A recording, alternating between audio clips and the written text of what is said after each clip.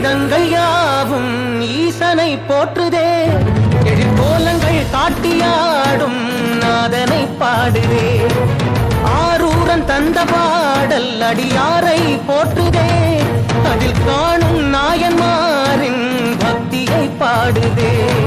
சம்பந்த தேவாரம் கேட்டு சாம்பல் பெண்ணானதே, அப்பர்தம் தாண்டகம் கேட்டு நாகம் உயிர் தந்த